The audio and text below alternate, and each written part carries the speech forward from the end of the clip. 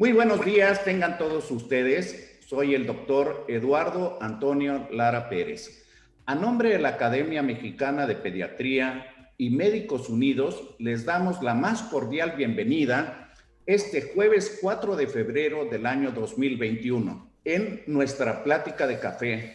El tema de hoy va a ser un tema verdaderamente importante, práctico, útil, y yo creo que nos va a dejar mucha inspiración y conocimiento. El tema es salud poblacional en tiempo real, las analíticas de la información clínica diaria como fuente de conocimiento. Este tema va a ser dado por el ingeniero José Rafael Santiago Esturú y el licenciado Luis Alejandro Santiago Ascanio. El ingeniero José Rafael Santiago Esturú es ingeniero químico por la Universidad Simón Bolívar de Caracas, Venezuela, máster en Ingeniería Química, especialidad de Control y Simulación de Procesos, diplomado en Desarrollo Gerencial y Liderazgo Responsable, gerente de Proyecto Desarrollo de Medidores de Flujo INTEBEP, fundador presidente Industrias Licey, fundador presidente de inversiones Cybersoft, casa de software, fundador, presidente SCAT de Venezuela, proyectos de la salud, fundador, director de Pegasi Internacional, plataforma de salud, y socio numerario de la Asociación Iberoamericana de Telesalud y Telemedicina. Lo acompaña en este tema el licenciado Luis Alejandro Santiago Ascanio.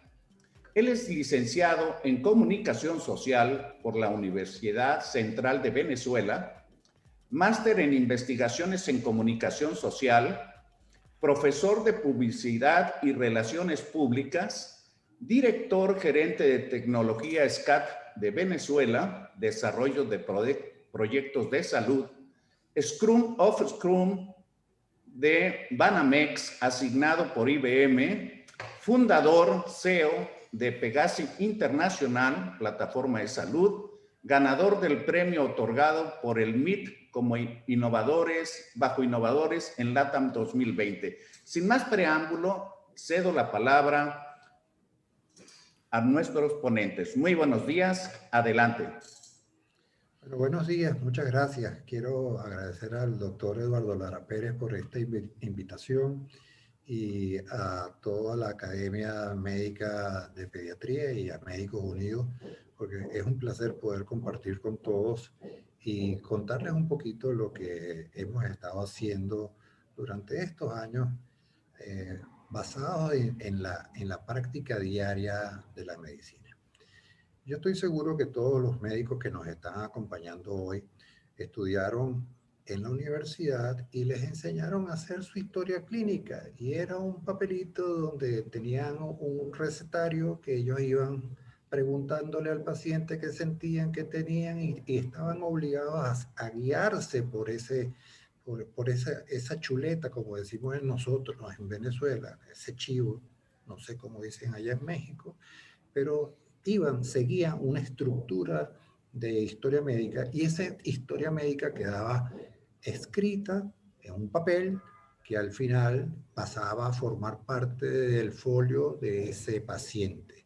Y una vez que el paciente se liberaba, esa carpeta era archivada en un sótano y se acabó, más nunca la volvieron a ver. En mis andanzas por la salud, me conseguí por los principios del año 90 trabajando con la Sociedad Venezolana de Tuberculosis. Y me dio mucho dolor en aquella época que los muchachos que estaban haciendo sus posgrados de tuberculosis, para poder hacer la tesis, tenían que manejar unos libros que creo que medían por lo menos 1 metro de largo, como por 80 de ancho, y ellos tenían que pasar aquel libraco para poder buscar la información de los pacientes para poder de alguna manera hacer sus tesis. Y los libros estaban húmedos, eso era puro olor a hongo y ustedes que están en la parte de asma saben mejor que yo lo que eso significa. Y Después de verlos e interactuar, yo estuve trabajando con ellos alrededor de unos 3, 4 meses, yo tomé la decisión de que esto no podía seguir. Y fue el primer programa que hicimos para poder evaluar a los pacientes y dejar electrónicamente el récord ya establecido. Hacer esto fue realmente una proeza, porque los médicos en aquella época, sitúense en la década del 90, no entendían eso de que porque ellos tenían que escribir en una computadora, si con un papel y un lápiz ya con eso bastaba. Ellos no entendían que era facilidad, era posibilidad de estructurar esa data, era posibilidad de hacer estadística. Bueno, han pasado casi 3 décadas desde aquel entonces y finalmente, y cuando digo finalmente lo digo con todo el énfasis que hay, los médicos de esta generación ya tienen en sus genes que hay que tener bases de datos y hay que poder escribir las historias médicas de manera electrónica para poder ser analizadas y hacer estadística de esas historias. Desgraciadamente, en Latinoamérica, todavía el 70%, y creo que me estoy quedando corto, de las historias médicas están sobre papel. Y nosotros sabemos dónde termina ese papel. Ese papel termina en un cuarto oscuro, llenándose de hongos, y más nunca nadie lo lee. Esa es la realidad.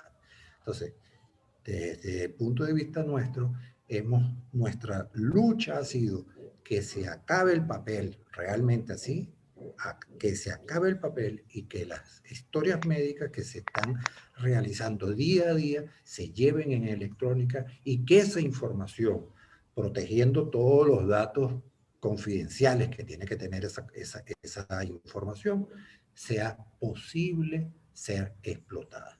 Imagínense nuestro mundo si nosotros en el año 2018 o comienzos del 2019 ya hubiésemos tenido esta red que estamos estableciendo hoy y compartiendo información.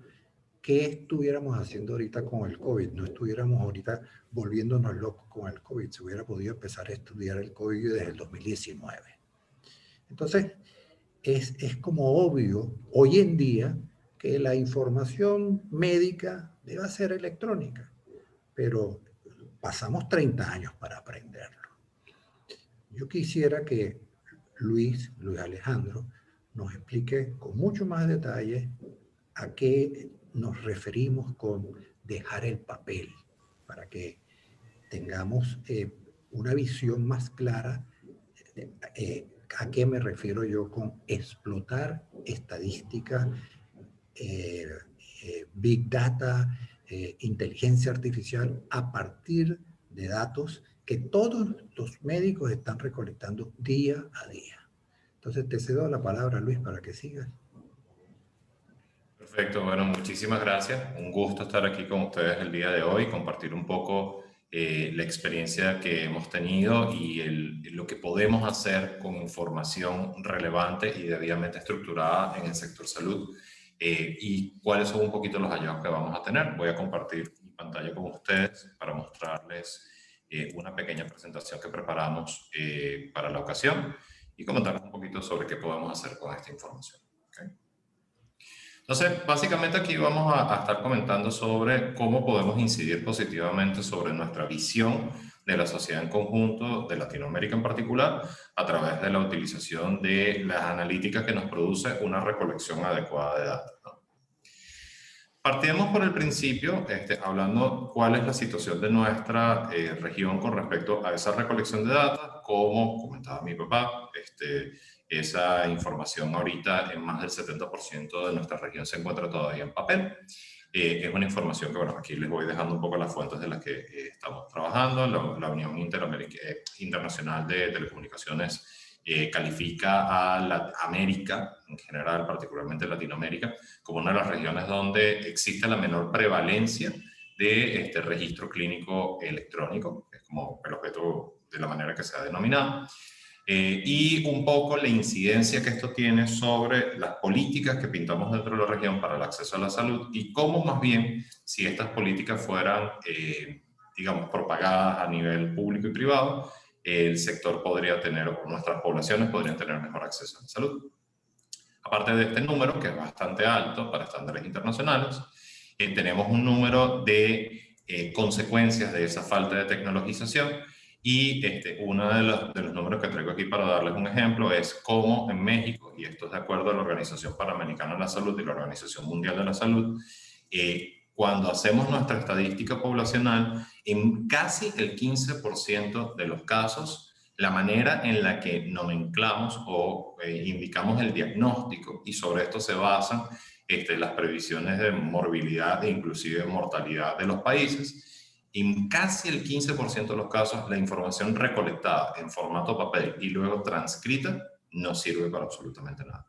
Entonces estamos hablando de que si bien las causas de muerte mal definidas y códigos inútiles han bajado en cuanto a intensidad en los últimos periodos, sí sigue siendo un problema importante que nos afecta particularmente para la creación de una buena política de manejo de datos a nivel gubernamental y a nivel privado. En el mundo ideal, nosotros podríamos tener toda la información en una base de datos y laboratorios, atención primaria, hospitales, especialistas, cuidado a largo plazo, salud pública y farmacias podrían interactuar entre ellos e intercambiar información para uno de los factores más importantes, que es la observación de patrones. Cuando nosotros podemos observar los patrones de la data que producimos en nuestra actividad diaria, podemos tomar decisiones que nos permitan dar una mejor atención al paciente. Entonces, aquí este gráfico le dio la vuelta al mundo de la manera en la que Canadá había recolectado la data de la incidencia de casos con COVID-19 y tuvieron uno de los mapas más espectaculares que hemos visto de la incidencia y la prevalencia de la patología en un país completo. Aquí tenemos un análisis muy claro de cómo la patología se propagó. Esto lo podemos hacer si tenemos buena data y si la recopilamos. Y por eso el comentario que si queremos mejorar nuestras analíticas y obtener resultados como esta, tenemos que perfeccionar la data que captamos, incluso en la actividad clínica diaria, y mejorar cómo captamos esa información. Entonces, de esta realidad no es una realidad nueva. Se encarga una rama de y es un punto intermedio entre la informática y la medicina, llamada informática biomédica, en la que la persona que la crea habla de que la informática tiene que ver con las computadoras, lo mismo que la astronomía con los telescopios, que es sencillamente la computadora una herramienta, y es más para que empecemos a pensar en una estructuración de la información para el propósito de la mejor atención del paciente. Entonces, aquí hay una cita, de hecho, uno de los creadores del área, el doctor Shortlife, la denomina de esta manera. La informática biomédica es el campo científico interdisciplinario que estudia y persigue el uso efectivo de datos, información y conocimientos biomédicos para la indagación científica, la solución de problemas y la toma de decisiones, motivada por los esfuerzos para mejorar la salud humana. No es algo que esté en boga o esté creciendo en la segunda década de nuestro milenio, que está comenzando de una manera un poquito atropellada. Estamos hablando de que este libro que les estoy mostrando acá fue escrito en 1991. Quiere decir que desde finales del siglo pasado estamos muy pendientes de recopilar esta información y recogerla en un formato que nos permita analizar los patrones de la salud de las personas. Y la clave del análisis de esa información está en lo que todos los médicos del mundo recopilan en su actividad clínica diaria. Algunos estándares que seguramente ya han ido viendo en el tiempo, uno con el que seguro han tenido que trabajar, que es el CIE-10, que es la Clasificación Internacional de Enfermedades de 10ª edición, habla de códigos para el reporte de morbilidad y mortalidad en forma estandarizada a lo largo del mundo. Tiene un gran problema, y es que si a ustedes les ha tocado buscar en un libro de códigos cómo denominar el diagnóstico del paciente, esa búsqueda, si ustedes no se conocen el código, les puede tomar 3-4 minutos. En 3-4 minutos puedo ver a un paciente. Entonces, el proceso de informatizar esta información es un proceso complejo y es un proceso que se puede automatizar. Hay otros estándares que se están utilizando mucho en el mundo, por ejemplo, SNOMED-CT, que es un estándar que nos permite que todos los hallazgos que conseguimos en el área de salud tengan un código específico que nos permita digitalizarlo y tenerlo dentro de una base de datos. Y hay un estándar que se está hablando mucho a nivel mundial, que es el HL7 File, que es un estándar de interoperabilidad, mensajería entre aplicaciones de salud, para que éstas puedan compartir información. ¿Okay? Entonces, evidentemente estamos hablando de un mundo bastante grande, estamos hablando de un mundo en el que tenemos que pensar de manera continua cómo vamos a estructurar esta información, cómo la vamos a tomar, pero ¿para qué? Y este fue un caso que leyendo sobre cómo se está afectando de manera positiva la salud pública a través del uso de data, conseguí y me pareció muy apropiado compartir con ustedes justamente en el área de pediatría, particularmente en el tema asma. Este fue un estudio que se hizo en septiembre del 2019 para determinar de qué manera las políticas que se habían implementado en 2 barrios de Cincinnati, en Ohio, habían afectado positivamente a la región. Y se encontró que hubo una disminución del 20% de la tasa de hospitalización de la región. ¿Cómo hicieron esto? Uno de los factores más importantes, aparte de que tiene que ver con la compenetración de la comunidad con sus médicos, fue datos procesables en tiempo real. Un sistema de atención de la salud donde los datos fueran transparentes sobre las disparidades entre las enfermedades o divisiones clínicas. Esto fue un tema mucho que pasa en Estados Unidos, lo van a escuchar mucho en discusiones de que es un sistema de salud fragmentario, donde no se unifica la información que contiene un registro clínico electrónico con otro, y entonces que un paciente vaya a un hospital u otro implica una historia clínica nueva y no se comparte información. Lo que hizo este grupo de investigadores fue generar una sola gran matriz de información, y eso les permitió tanto a los médicos como a la comunidad ver los patrones de las enfermedades de los niños. Y ese ver el patrón tenía que ver con que si tú tenías un niño, por ejemplo, con historial de asma, y el tipo de asma había sido identificado, y el patrón general de la región te decía que el asma se comportaba de tal manera, cuando tú atendías al niño a priori, ese niño evitaba ser hospitalizado por asma. Entonces, aquí viene la fuerza y lo interesante de tener esta información de manera colectiva, porque esa visualización de patrones nos permite de una manera muy rápida atender a la persona e inclusive lo que sería la tendencia de la región a minorarla o pararla. Otras cosas que podemos obtener de manera muy interesante a través de la recopilación de esta data es, por ejemplo, el uso de inteligencia artificial. Todos tenemos pues, la idea de que y es como un patrón difundido en los medios de que eventualmente el médico va a ser sustituido por inteligencia artificial. Eso está bastante lejos de ser una realidad. Cálculos hablan de que no van a pasar menos de 100 años hasta que tengamos una inteligencia artificial lo suficientemente robusta como para sustituir parte de las operaciones diarias que hace un médico. Lo que sí tenemos es la inteligencia artificial con varios usos prácticos, como por ejemplo mejorar la precisión diagnóstica. Aquí les hablo de un caso chileno, que es una tecnología llamada DART, que permite a través del uso de inteligencia artificial ver el fondo de ojo de pacientes para hablar para diagnosticar de manera más efectiva retinopatías.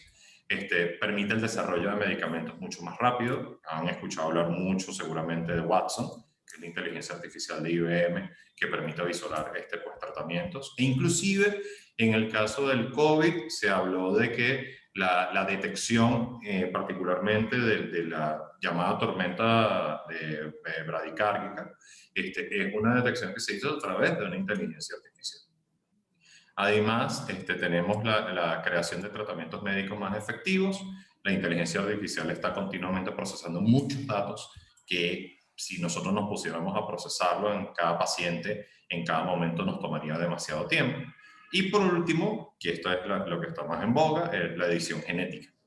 Hablamos de CRISPR-9, de CRISPR-Cas9, que es algo que también salió, de cómo editar el genoma, particularmente ahorita de bacterias, para hacerlas más útiles para la humanidad, ¿no? Entonces, en resumidas cuentas, pensar en que nosotros podamos utilizar nuestra data diaria para mejorar la salud del colectivo, implica necesariamente que pensemos en esa recolección de data en 4 procesos que nosotros hemos identificado como, primero, el proceso de estructuración. Quiere decir que los conjuntos de datos que recogemos en nuestra práctica diaria sean conjuntos de datos que caigan en espacios que están claramente armados para eso. Por ejemplo, el diagnóstico tiene que estar, si lo visualizáramos, por ejemplo, como un Excel, en la columna de diagnóstico, y debería tener su código, SNOMED, CIA10, cualquiera de ellos. Esa información tenemos que procesarla para darle valor y que pueda ser utilizada para el propósito que se quiere. Por ejemplo, yo puedo dar información en particular sobre el paciente, yo puedo dar presión arterial sistólica y diastólica, y el sistema puede procesar esa información para informarme si ese es un paciente con un pulso normal o puede ser un paciente hipertenso, y si es hipertenso, qué tipo de hipertensión es. Ya ahí hay un procesamiento de la información que a mí me otorga una cantidad de insights o de insumos para que yo pueda tratar de ese paciente de una forma diferente. Luego hay un proceso de agregación que tiene que ver con anonimizar a ese paciente, convertir la información de ese paciente particular en una información general y con eso analizar las tendencias que nos puede dar esa información. Si nosotros hacemos estos 4 procesos en esta secuencia, podemos incrementar la eficiencia de la atención de los servicios de salud. Hay un trabajo muy interesante en el año 2015 de McKinsey que habla de que nosotros podríamos mejorar nuestra eficiencia diagnóstica y nuestra eficiencia de tratamiento casi en un 17%, y que eso correspondía también en un aminorado de los costos de prestación de servicios de salud. Eso quiere decir que, 1, atendemos más pacientes. 2, los pacientes que atendemos los podemos atender a menor costo. Y 3, y lo más importante, podríamos incluso estarle ahorrando a nuestros países puntos de Producto Interno Bruto que se invierten en salud. Entonces, la invitación acá es a que nosotros le veamos el valor a la data clínica que producimos en nuestra actividad del día a día. Y si esa información la empezamos a tener en un formato estructurado, procesado, la podemos agregar y analizar para obtener información que nos permita tener resultados tan magníficos como el caso que les mostré en Ohio. Les agradezco muchísimo el espacio. Abro el área para que puedan hacer preguntas o comentarios que quieran hacernos, y estamos súper felices de contestar lo que necesiten. Muchísimas gracias. Muchas gracias, Luis Santiago. Muchas gracias, José Santiago.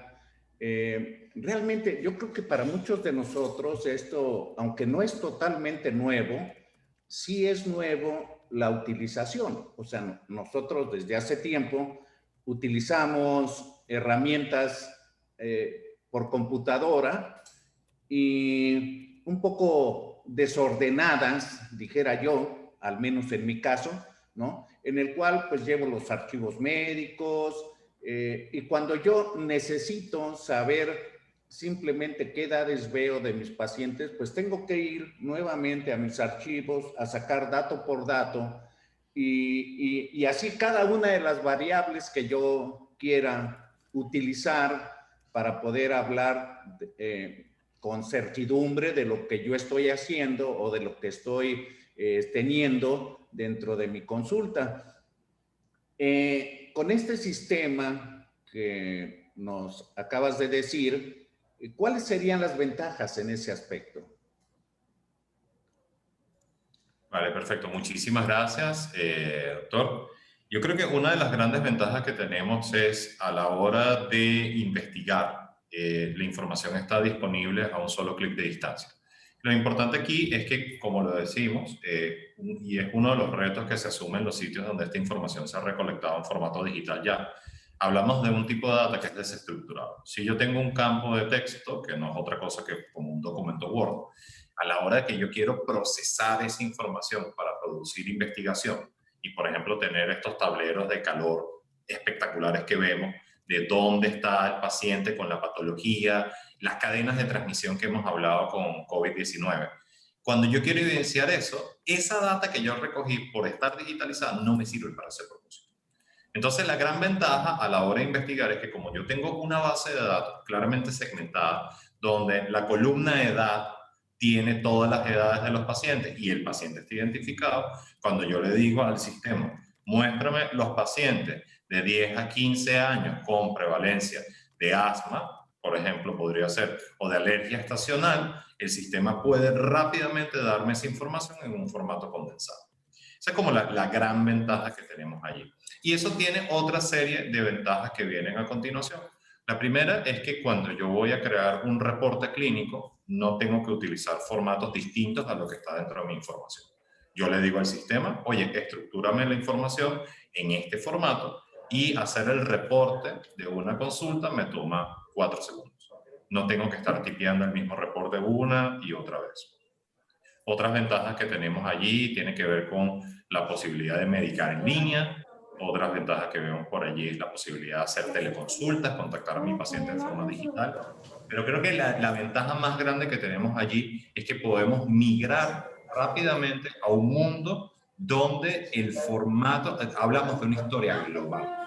Yo puedo compartir rápidamente información con otros practicantes y al final tener unas estructuras de datos parecidas, por no decir iguales, nos entendemos. Y ese intercambio de información me permite. Sí, creo que se está viciando un poco el sonido. Les pido por favor que apaguen su audio los que no estén participando. ¿Ya empezaron? Míralo, Enrique.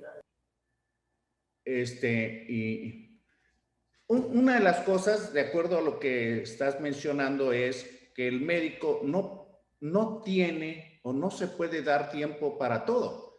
Y muchas cosas de la utilización o de la práctica médica ni siquiera necesita hacerlas un médico. O sea, dicho de esta manera, por ejemplo, hay médicos, yo en mi casa, algunas veces, sobre todo la consulta de primera vez con algún paciente, hay una serie de datos que las tengo que recopilar y me hace perder mucho tiempo.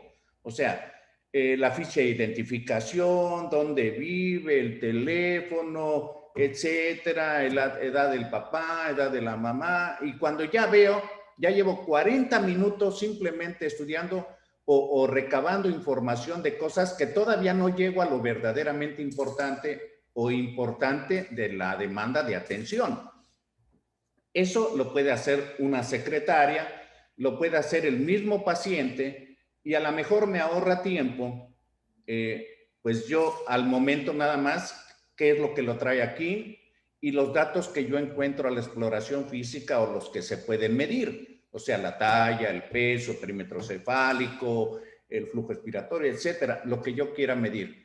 Yo creo que es una manera de eficientizar los tiempos dedicados a un paciente, que es otra de las ganancias secundarias con esto, que sería un formato de una base de datos, me imagino. Y de allí, pues, utilizar en el momento que es mi necesidad de decir, bueno, voy a hacer un corte y quiero saber diferentes variables y no sé si haya herramientas estadísticas en ello. Voy a contestar con una anécdota 100%. Trabajando con pediatras, nosotros estuvimos pasando consulta con ellos, oyéndolos, cómo era que ellos hacían sus visitas. Y las preguntas se repetían, eran siempre las mismas preguntas. Básicamente era buscar los antecedentes de ese niño que estaba viniendo por primera vez. ¿Qué hicimos? Hicimos una encuesta de antecedentes. Y esa encuesta de antecedentes, la mamá que está afuera, simplemente se sienta, la llena, el niñito dando gritos, la mamá medio lo cuida, pero sigue llenando la cosa, y la encuesta llena se la entrega a la secretaria. Si el médico es un médico con algún poder adquisitivo más alto, la mamá lo llena directamente en una laptop ya, o en una tablet, ya directamente, y queda escrita. Pero normalmente se le da la encuesta y ella la llena. Esa encuesta la secretaria la pasa a la historia médica, que viene ya en una forma específica para poder ser explotada. Y por reloj, hacer eso, que mientras la mamá está afuera esperando y el niñito dando gritos y todo el mundo con las manos en la cabeza, eso le ahorra al médico 17 minutos de consulta. Póngase usted que usted ve 10 niñitos diarios, les está ahorrando 170 minutos de consulta, 3 horas de consulta. Y los médicos hay que hablar así para que se den cuenta de la ventaja de tener una data estructurada. Entonces, eso es perfecto, totalmente perfecto. Y ahora tenemos la gran nueva, bueno, no es nueva, pero que se implantó ahora por la necesidad por el COVID, que es la videoconsulta. La videoconsulta es una preconsulta que tú le vas a hacer a esa mamá, porque tú no consultas la primera vez al niño, consultes a la mamá, esa es la realidad, y vas a sacar toda esa información. ¿Y por qué hay que mover al niñito a traértelo a tu consultorio para que se le haga una preconsulta? Si eso se puede hacer a través de una videoconsulta y ya se llenan todos esos datos que ustedes necesitan para poder pasarle la consulta al bebé. Cuando el bebé llegue o el niñito llegue a su consulta, ya ustedes tienen todos esos datos listos. Entonces es la practicidad y es el utilizar data de sus pacientes estructurada que después va a poder ser explotada estadísticamente. Quiero ahondar con esto porque creo que la pérdida de tiempos en la atención es valioso. Y, por ejemplo, yo recuerdo mis épocas, mi trabajo institucional, y veíamos pacientes que llegaban a urgencias, los internaban a urgencias con un resumen de historia clínica más el padecimiento actual, los internaban en hospitalización de pediatría y le volvían a hacer una historia clínica al mismo paciente, ¿verdad? Integrando los mismos diagnósticos o agregando a lo mejor algunos. Pero había una duplicidad de tiempo y de interrogatorio, como si la primera nota no hubiera funcionado o no hubiera servido para nada. Y luego de ahí lo verdaderamente valioso no se ponía en las notas cuando se hospitalizaba. O sea, cuántas horas duró en urgencias, qué fue lo que le hicieron, qué estudios le hicieron, ya están listos, cuál es la interpretación, cuál es el momento que yo le estoy viendo en la hospitalización, cuánto tiempo ha pasado, cuál es la claridad del... Entonces nos perdíamos de esos detalles que verdaderamente eran los importantes por la duplicidad de acciones, simplemente por no tener conectada una información que desde la primera ya no había necesidad de repetir en otras ocasiones exactamente lo mismo, de datos que son datos paja ya para el tratamiento del paciente. Eso lo puede eficientar. Y esto lo podemos llevar a niveles personales, integrales, como grandes consorcios hospitalarios o instituciones de salud, en la atención primaria, en la hospitalización. O sea, se puede llevar en todo prácticamente, o al menos eso entiendo. Sí. Es súper importante eso que rescata, doctor, y me parece muy, muy bueno. El punto es, por ejemplo, nosotros tenemos un algoritmo que identifica si el paciente pudiese tener o no una reacción alérgica a un medicamento que le estoy recetando. ¿Cómo funciona ese algoritmo? Tiene que haber alguien levantado el antecedente, alguien dentro de la historia clínica global, que ese paciente es alérgico a ese medicamento. ¿Cuántas veces no nos ha pasado que nosotros en la consulta particular identificamos la alergia al paciente porque el paciente está consciente y es capaz de narrarla, y cuando nos asiste a una emergencia nadie comentó de esa alergia porque puede ser inclusive un paciente inconsciente?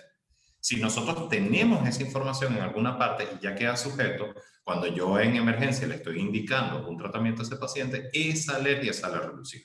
Interacciones droga-droga, por ejemplo.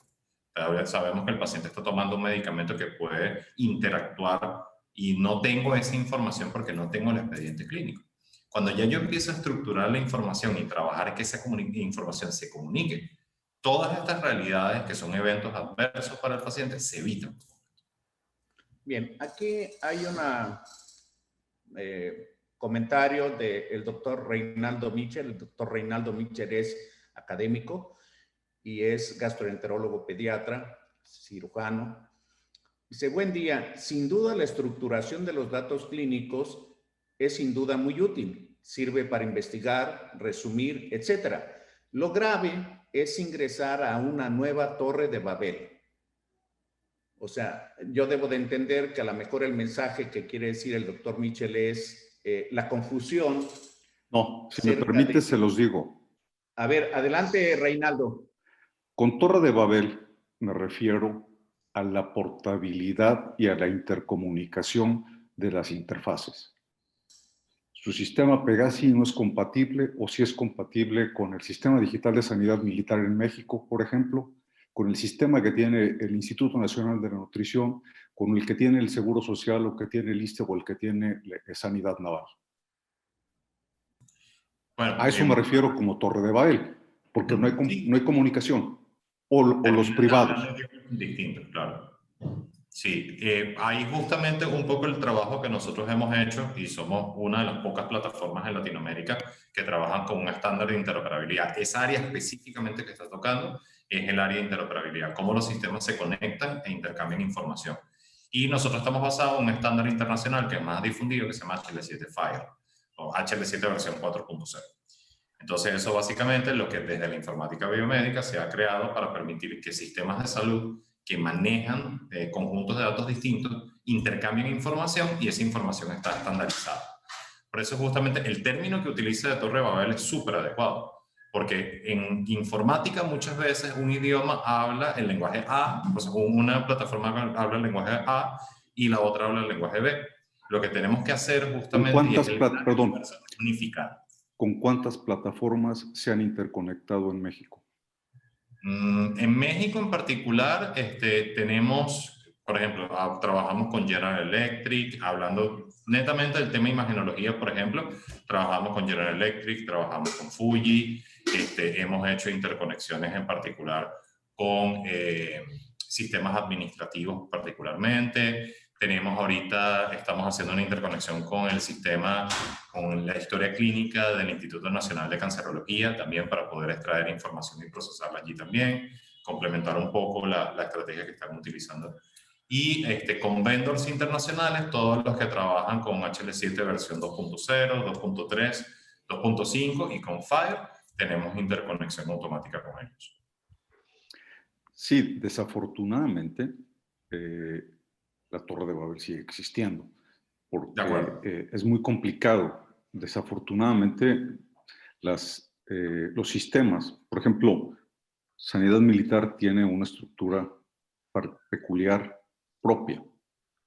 Tuvo que desarrollarla por los costos estratosféricos de los sistemas, porque aparte de que hay que comprar la interfase, hay que conseguir mantenimiento, y todo eso eleva muchísimo, muchísimo los costos. Entonces, esa es una limitante. Los costos son una verdadera limitante. Si tiene bondades, por supuesto, indiscutibles. Para investigar, para hacer investigación clínica, es indiscutible que todos los datos que yo necesito, si yo le pregunto de manera adecuada, la base de datos me los va a dar, me los va a arrojar en 1 o 2 o 3 o 4 clics, en minutos, no en horas ni en días. Sin embargo, es muy costoso para las instituciones y sigue siendo costoso para las instituciones. También yo le veo un riesgo importante a uno de los pasos que ustedes decían, de que si la presión arterial y que si me va a disparar una alarma, eso a la larga va a traer consecuencias de que el médico va a descansar en lo que el sistema le pueda dar y va a dejar de pensar clínicamente. Es como lo que está sucediendo con las calculadoras, y cuando usted va a pagar a un centro comercial y paga con efectivo. Cuando le tienen que dar cambio, la máquina le dice cuánto le tiene que dar de cambio. La persona no tiene ni siquiera que pensar. Ayer justo me pasó. Fui a un lugar, eran 304.70 de lo que tenía que pagar, y le di un billete de 500 con 5 pesos. No supo qué hacer. El cajero no supo qué hacer. Me decía que le tenía que dar 50 centavos. Digo, no me tienes que dar, yo no te tengo que dar nada, te estoy dando más. Es que, no, usted me tiene que dar, saca tu calculadora, hazlo manual y ve cuánto te da. No, pues tienes razón.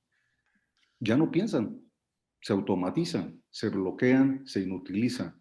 Yo a las calculadoras, cuando era residente, les llamaba máquina atrofia cerebros, porque antes calculábamos líquidos, electrolitos de manera mental, era un cálculo mental que ahora no, simplemente no lo pueden hacer. Entonces a mí sí me aterraría que el médico confiara en que la máquina debe decir, ay, híjole, no me brincó la alarma por el motivo que haya sido. Y va a cometer un error. Y un error que va a costar una vida. Pero Yo creo que sí hay que tener cuidado. Ahí te comento, doctor Michel, que desafortunadamente o afortunadamente, todos los implementos que nosotros estamos utilizando, bueno, yo soy de la época de la regla de cálculo, vamos a ponernos en sitio, ¿no? Y tuvimos que acostumbrarnos a ya no pensar en números redondeados, sino que, bueno, ya teníamos unos números más exactos cuando salieron las famosas calculadoras de bolsillo. Todo tiene una curva de aprendizaje. Lo que sí no podemos aplaudir o sí no podemos seguir auspiciando es la falta de no de automatización, la falta de data estructurada para los datos de médicos. Eso es lo que sí no puede seguir. No es justo, no es correcto que una persona tenga que esperar 3, 4 horas por una cama porque a la persona que se está saliendo todavía no le han calculado cuánto es que tiene que pagar y está ocupando un cuarto y tienes a otra persona abajo esperando 3 horas para que ocupe ese cuarto. Una cosa que si se tiene ya estructurado y programado, simplemente darle clic y ese clic ya le dice a la persona, usted se puede ir de alta. Esas son cosas que, como todas las cosas, tiene su parte positiva y algunas partes negativas, que esas partes negativas se corrigen con el adiestramiento, con la enseñanza. Nosotros, cuando se fundó la idea de Pegasi hace 4 años atrás, siempre tuvimos presente de que el acompañamiento con el médico, y cuando yo digo acompañamiento, no digo mantenimiento, digo acompañamiento. En el caso de nosotros es definitivo. Nosotros tenemos que seguir creciendo junto con los médicos. El médico desafortunadamente tiene tantas materias en la universidad que, como usted dice, muchas veces si él no tiene que pensar, mejor no piensa. Tú ves muchachos que se gradúan y ni siquiera saben escribir un cheque, por decir cualquier cosa. Y esa es una realidad porque están tan absortos en todo lo que le están exigiendo a la universidad para poder terminar un grado de médico que no tienen tiempo para otra cosa. No, nosotros seguimos acompañando a los médicos, seguimos, si yo los invito a visitar nuestra página web, que es pegasi.io, ya lo vamos a dejar al final de la presentación, y se darán cuenta que seguimos insistiendo, mostrando nuevas teorías, mostrando nuevas maneras de hacer las cosas para que nuestros médicos sigan creciendo con eso. Inevitable que algunos, vamos a decirlo, tienen otras muchas cosas y a lo mejor no van a pensar. Lo que dijo el doctor Michele, yo comparto, eso es cierto, se acostumbran y entonces ya no ven para atrás, pero también hay que ver los pros. Cuando yo pongo mi lista de pros y contras, los pros son mucho más pesados que la lista de contras, definitivamente. Entonces, bueno, nada, va a depender de los jefes de estos señores de que usen la herramienta como tiene que ser. Excelente. Otra de las limitantes que tiene son los tamaños de los servidores. Yo tuve la oportunidad de ser el piloto de un sistema digital para desarrollarlo desde cero y actualmente es el que tiene Sanidad Militar en México. El tamaño del servidor inicial, con la gran cantidad de datos digitalizados, de datos de radiología, datos de imagenología, de laboratorio, clínicos, todos los datos que se iban complementando, ¿sí? En poco tiempo resultó inútil. Se comió el servidor. Claro, se comió el servidor y hubo que tener otro servidor. Sí. Actualmente se tiene, ya está resuelto desde el punto de vista técnico, desconozco la solución que le dieron, pero ya está resuelto. Ustedes, dónde se guarda la información, cómo se recupera la información, y si en algún punto determinado yo dejo de pertenecer a Pegasi por el motivo que ustedes quieran, ¿qué pasa con toda esa información? ¿Cómo la puedo recuperar? ¿Cómo la puedo, o simplemente cuando digo, señores, aquí está su arpa, ya no toco, me quedo sin datos? No, esa es una muy buena pregunta porque ha sido una política de nosotros como empresa desde hace muchísimo tiempo, que la data clínica es sagrada y hay que resguardar. Nuestro trabajo es resguardarla, no poseerla. Y nosotros, por ejemplo, si en algún momento determinado un cliente sale de Pegasi, él tiene dentro de sus opciones un botoncito que dice descargar mi información y se lo entrego en un formato CSV, que es un formato que puede manejar en Excel. No vamos a dar una base de datos complicada. Tratar del cliente hacérselo lo más fácil posible para potabilizarlo en otros sistemas que sí le funcionen. Porque al final la idea es ayudar. Otra cosa, ahorita por lo menos nosotros estamos guardando la información cuando está en formato cloud, está en IBM. Tenemos ahorita nuestros servidores en Dallas. Y una de las cosas que nosotros procuramos siempre cuando hacemos una contratación de servidores es que cumple con normativa HIPAA. De hecho, toda la plataforma de nosotros cumple con normativa HIPAA, que es la normativa americana de protección de información de salud.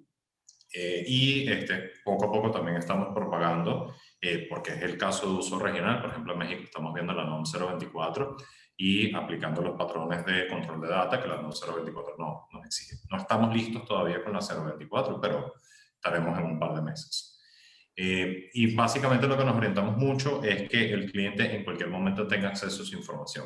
Si en un momento determinado, por cualquier motivo, un cliente deja de pagar su plataforma, sea que no le gusta, sea que consiguió algo mejor, cosa que nos esforzamos en ser la más competitiva del mercado todo el tiempo, sencillamente va a poder acceder a su información en formato de visualización para el resto de su vida.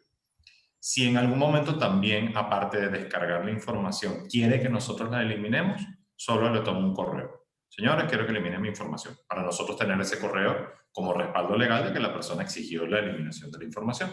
Y ahí la borramos de nuestro servidor.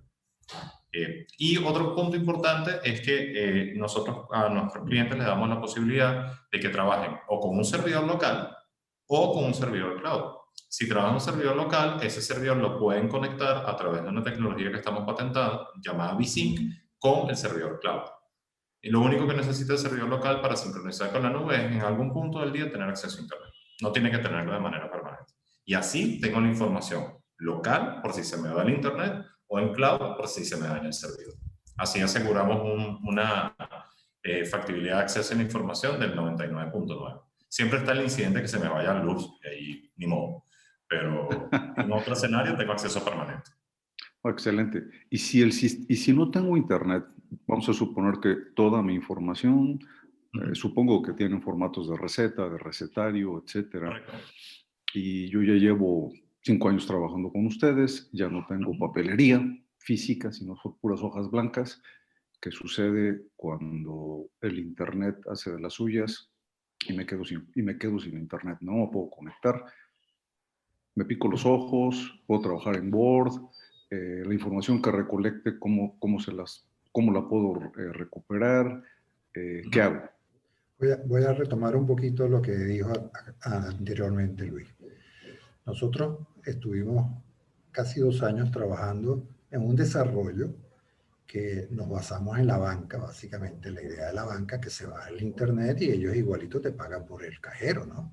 ¿Por qué? Porque ellos tienen la información tuya en el servidor. Entonces, con ese mismo concepto, nosotros dijimos, bueno, ¿qué hacemos? Que la información médica, Cuando tú escribes tu información médica, esa información médica va simultáneamente, y esa es la palabra clave, al servidor local tuyo y al cloud, al mismo tiempo. Se cayó el internet, tú sigues escribiendo en tu servidor cloud. Y el secreto de nosotros es que la información que tú estás metiendo, el programa sabe que no hay internet. Entonces la información que tú estás poniendo en ese momento, él le va levantando banderas, vamos a llamarlo así banderas. Esto es nuevo, esto es nuevo, esto es nuevo, esto no se ha pasado. En el momento que se recupera el internet, todo lo que tiene bandera se va para el internet y el programa se switchea a internet. Vamos a ver el caso contrario. El doctor Michel está en su casa y está pasando una consulta en su casa porque lo llamaron por teléfono, que ¿cuántas veces no lo llaman ustedes a su casa para consultar? Y entonces tú agarras tu teléfono y tú estás viendo la historia médica de ese paciente. En ese instante tú no estás en la clínica, estás en tu casa, entonces tú estás tocando internet y tú estás metiendo datos en internet. Pero resulta ser que en tu clínica apagaron el servidor porque ya era de noche. Entonces toda la información se está quedando en internet y en la mañana cuando tú prendes tu servidor, se mete toda la información dentro de tu servidor. Yo creo, hasta ahorita yo no he leído ni me he enterado que ninguna otra compañía en Latinoamérica esté haciendo ese servicio. Creo que nadie lo está haciendo. Pero nosotros sí, porque esa fue nuestra gran preocupación. Y ahí yo abrazo a mi hijo que él tuvo ese gran conocimiento que aprendió en la banca junto con la gente de IBM y nos iluminó a nosotros cómo resolver ese problema, porque ustedes en México tienen una gran ventaja, que el internet es muy estable y muy bueno, pero en Venezuela ahorita, fíjate, el 95% de mis clientes en Venezuela me dicen, no, pero don Joseco, yo no, ahorita no me meto en eso, aquí no hay internet en Venezuela. Entonces, ¿cómo hacemos para venderle? Pues debo entender debo entender que ustedes instalan el programa en una máquina, ¿se baja el programa en una máquina? No, el programa, en el momento que tú te logueas como usuario, el programa ya se instala en el servidor que tú le dices, él solo, nosotros no lo instalamos. Pero no tengo servidor, no hay importa, internet, no hay internet, no hay intranet. No, la primera vez que tú te logueas y pones, compras la licencia, vamos a hablar claro, en ese momento tú tienes que estar pegado en internet porque si no, no tienes otra manera de cómo comprar la licencia. Claro, perfecto. Sí. Pero cuando no tengo capacidad de conectarme a la línea, eso lo viví, por eso lo pregunto. Se cayó el sistema, cayó el sistema. Tú tienes dos opciones ahí. Si tú estás en una red de una clínica, cuando tú instalas el sistema o cuando tú compras el sistema, la licencia la vas a comprar a través de la máquina de tu clínica donde va a estar el servidor. Y esa conexión se hace automática y ya queda conectado en tu servidor de tu clínica. Si tú no tienes servidor, sino que tú estás trabajando desde tu máquina propia, en el momento que tú compras el sistema, la misma nube o la misma plataforma te instala en tu máquina tu base de datos. Entonces tú vas a tener tu base de datos en la máquina que tú utilizas. Pero no hay nube, hay mucho sol, no hay ni una nube. No me expliqué. La nube, tú necesitas obligatoriamente la primera vez conectarte con la nube, si no, no puedes comprar la base de datos. Queda claro la primera vez, pero sí. Cuando el sistema se cae, que no hay sistema. No, sí hay sistema. El sistema, una vez que tú dijiste, en esta computadora yo voy a trabajar, voy a comprar mi licencia, abres tu computadora, en ese instante toda la licencia, todos los requerimientos se instalan en tu máquina automáticamente. De manera que tú tienes todo lo que necesitas lo tienes en tu máquina. Se va el internet, tú sigues trabajando con tu máquina, él se switchea automáticamente. Ah, perfecto. Entonces sí se instala en la máquina. Sí, correcto. O sea, tu máquina. Lo importante es la definición de servidor. No tenemos que tener un servidor, un HP ProLine gigante, ¿no? Nosotros básicamente lo que hicimos fue una plataforma lo suficientemente ligera. No, pero ahí lo que comentaba es que básicamente podemos transformar cualquier equipo en un servidor. Es la idea corta. Y ese equipo no solamente le da internet al que está entrando al equipo, sino que, o sea, le da el sistema al que está entrando al equipo, sino a las máquinas que estén pegadas en la red. Entonces yo tengo mi máquina, por ejemplo, del consultorio, la que yo uso, en la que yo estoy sentado en el consultorio, es el mismo equipo al que se conecta la secretaria, es el mismo equipo que se conectan las enfermeras, y todos trabajamos dentro de la red. Y esa información que yo estoy trabajando allí localmente es la que se sincroniza con la nube cuando yo tengo internet. Sí, ahí lo importante es que el concepto servidor, como el doctor Michele lo está enfocando, que es un aparatón, una cosa carísima y no sé qué, en el caso de nosotros, servidor es la máquina donde va a estar contentiva la base de datos. Eso es para nosotros el servidor. ¿Okay? Es una cuestión de semántica, vamos a llamarlo así. Pero en efecto, tu base de datos va a estar instalada en la máquina que tú estés trabajando o la que tú decidas que va a servir como servidor, que a donde se van a conectar las máquinas de tu consultorio o de tu clínica. Muy bien. Pues no sé si... Excelente, muchas gracias.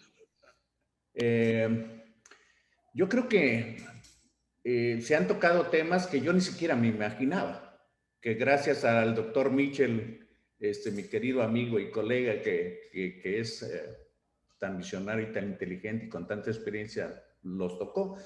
Yo lo que estoy entendiendo es que es una herramienta que acorta tiempos, eficientiza tu trabajo, y uno de los riesgos, como mencionó muy bien Michel, es la interpretación. O sea, la medicina es mucho el contacto del paciente con la interpretación de los datos. O sea, uno ve una radiografía, una tomografía, y aunque el radiólogo dice una cosa, uno interpreta otra porque tiene la ventaja de haber revisado un paciente o tener sus datos biográficos o antecedentes de enfermedades, etcétera. ¿Eso cómo puede ser? O sea, el formato, lo que yo hago es diferente a lo que hace Mitchell, es diferente a lo que hace Roberto Rodríguez, etcétera. ¿Cómo va a entender la información el sistema? Ok, nosotros dentro de la experiencia que tenemos trabajando con médicos, que ya vamos para 3 décadas, hemos ido de alguna manera entendiendo cómo piensan los médicos. Entonces, en la versión anterior, nosotros teníamos una licencia o una especialidad por tipo. En total teníamos 31 especialidades diseñadas. Indudablemente que la especialidad de pediatría es una sola especialidad para nosotros. Con este nuevo producto, con este nuevo proyecto que nosotros tenemos, el médico tiene la facilidad de que él configura cómo él quiere que se haga su historia médica. Pero no importa cómo él la configure, la manera como él la configura genera una data estructurada. Eso es lo importante. ¿Okay? Entonces, por decirte algo, si tú fueras un traumatólogo, no estoy hablando mal de los traumatólogos escasamente te preguntan si tú eres alérgico a algo. Ellos no preguntan antecedentes y eso es una realidad, eso no es, yo no estoy diciendo nada exagerado. Entonces, el traumatólogo probablemente no va a aprender antecedentes ginecológicos, no va a aprender la parte de hábitos, no va a aprender, probablemente aprende solamente la parte de antecedentes comórbidos y ya está. Comorbilidades y ya está. Muchos médicos no hacen el interrogatorio funcional. Se saltan esa parte y se van directamente al interrogatorio físico. Entonces, apagan la parte de interrogatorio funcional y no la van a usar. Y otro caso es, hay médicos que su interrogatorio físico es detallado. Por ejemplo, un dermatólogo te examina la cara, te examina las manos, te examina los brazos, y entonces él no hace un interrogatorio general, sino un interrogatorio específico. Entonces, el dermatólogo prende la parte de interrogatorio físico específico y el general lo apaga. Entonces, el médico tiene las opciones de, en su historia médica, prender o apagar las partes que él quiera utilizar. Pero las partes que deja prendida, la data que se genera es data estructurada, que eso es lo importante. Muy bien. Quiere decir que diseña su propio formato. Sí. Y de ese formato que se diseña, toma las variables para hacer los cálculos que le interesen. Eso me parece muy bien. Están aquí, felicidades, los felicitan, etcétera. Y pues la pregunta incómoda para algunos y necesaria para otros, ¿cuáles son los costos?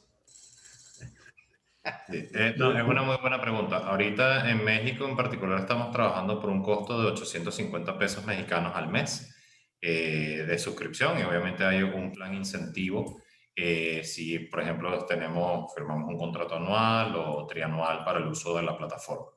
Pero básicamente ya con esto estamos incluyendo todo lo que tiene que ver con el manejo clínico diario y lo que tiene que ver con el manejo administrativo de la consulta. Ahorita estamos viendo pues un poco el alcance que tenemos allí en México, y tenemos un plan de incentivo que es muy bueno, que es un plan llamado 100 casos de éxito. Estamos buscando médicos de la región latinoamericana completa que se unan a la plataforma y nos ayuden en esta tarea de estructurar la información, y a los médicos que se unan en este momento los estamos considerando para 6 meses de uso gratuito de la plataforma. Entonces, si les interesa un poco más de información al respecto, les invitamos a visitar nuestra página web y hacer clic en el banner de 100 casos de éxito. Ahí se inscriben y obtienen sus 6 meses gratuitos de uso. Ya cuando tengan 6 meses de uso y un día, conversamos sobre el precio. Es importante, yo quiero responderle algo al doctor Michel que no le había respondido anteriormente. Yo estoy de acuerdo contigo 100% en los altos costos, porque así lo exagero, altos costos de la plataforma, sobre todo para los hospitales públicos y para las clínicas privadas. Después de trabajar tantos años en la salud, no es que nosotros nos hayamos vuelto hermanitas de la caridad, no, no para nada, pero nos damos cuenta de que la salud se puede manejar de una manera eficiente, y si tú la manejas de una manera eficiente y logras motivar a la gente que está alrededor porque tú estás feliz con el sistema o la plataforma con la que tú estás usando, se vuelve tan popular que no hace falta poner esos costos tan exorbitantes que estamos, por decir algo, SAP te está vendiendo un programa para una clínica a $1.700.000, $1.500.000. Entonces son precios que realmente asustan, ¿no? Yo lo que yo he tratado en todo este tiempo que estamos haciendo el proyecto es tener unos precios que sean realmente no bajos. Yo no hablo de bajos o caros o baratos, no, sino que sea un precio justo para el usuario que está utilizando eso. Entonces, que un médico en una clínica pague un promedio de $39 mensuales por utilizar servidor, por utilizar toda la plataforma, estadística y todo, eso tal vez es lo que vale una consulta. Entonces, digamos, está bien, está bien. Y es un costo que indudablemente nosotros como creadores del proyecto, ahorita no los tenemos que chupar porque no tenemos 50.000 médicos afiliados, pero en un corto plazo lo vamos a tener. Entonces, ¿por qué no beneficiarnos entre todos? Entonces, a eso es lo que le estamos apuntando, y por eso es lo de los 100 casos de éxito con médicos de altura, y cógelo por 6 meses y utilízalo durante 6 meses, y esos médicos se vuelven al final nuestros amigos. Yo tengo clientes desde 1992 que siguen trabajando con nosotros.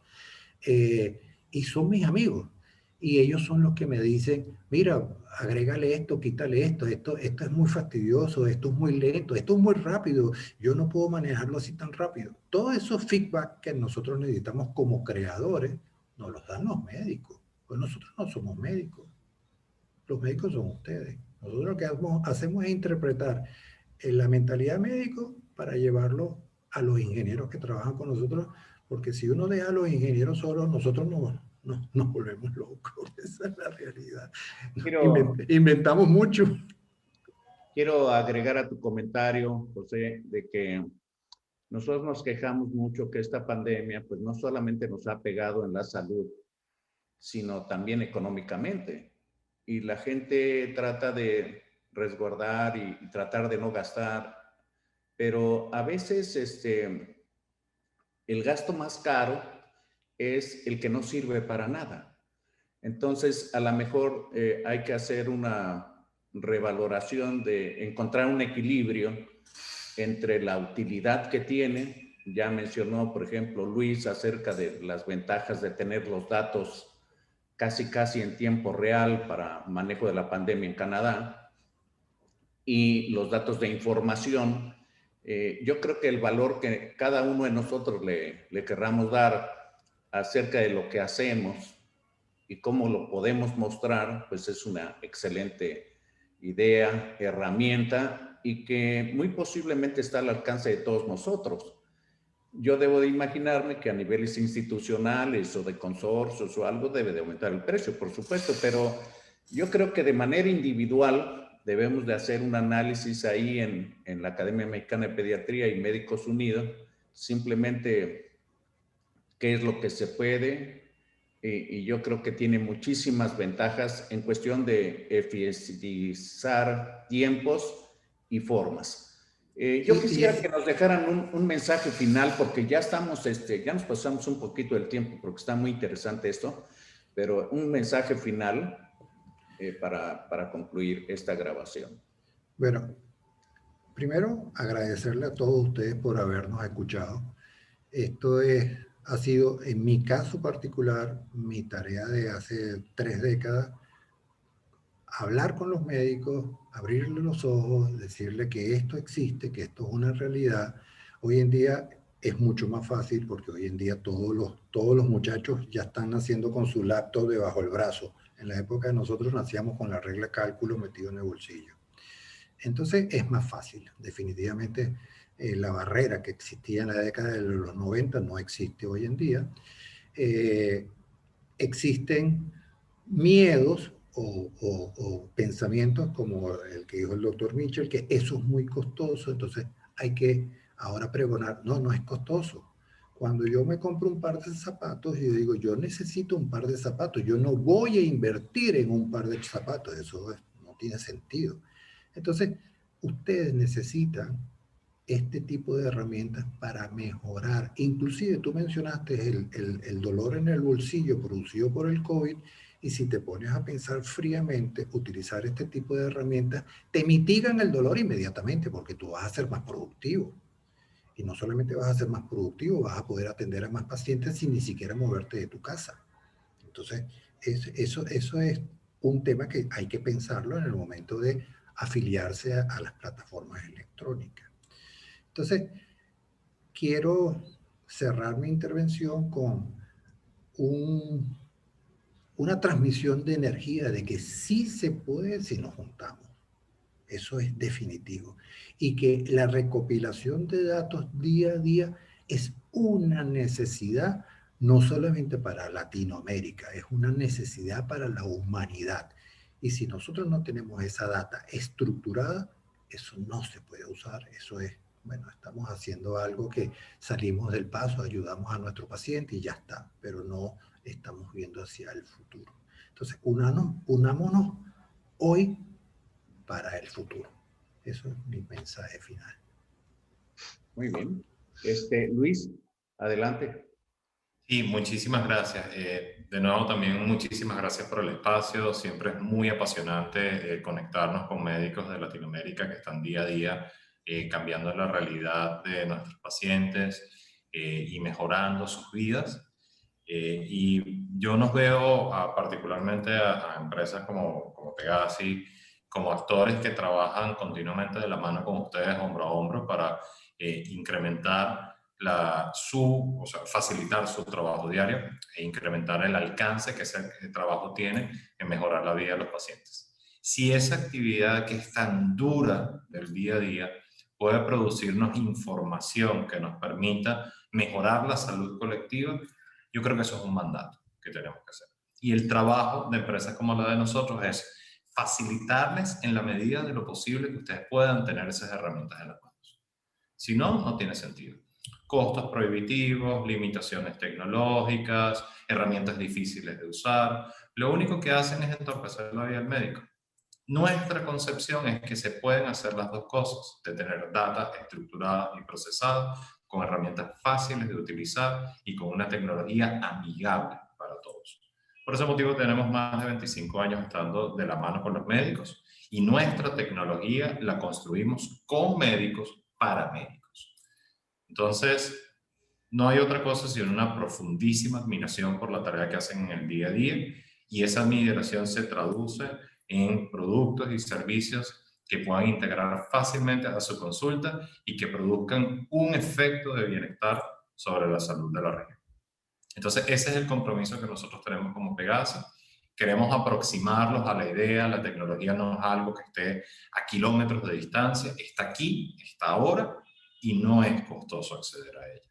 Así que los invito a ponerse en contacto con nosotros en nuestra página web, a nuestros correos personales, si están interesados en conocer más sobre esta información y acompañarnos en esta revolución de utilizar la data clínica en la actividad diaria para mejorar la salud de la región.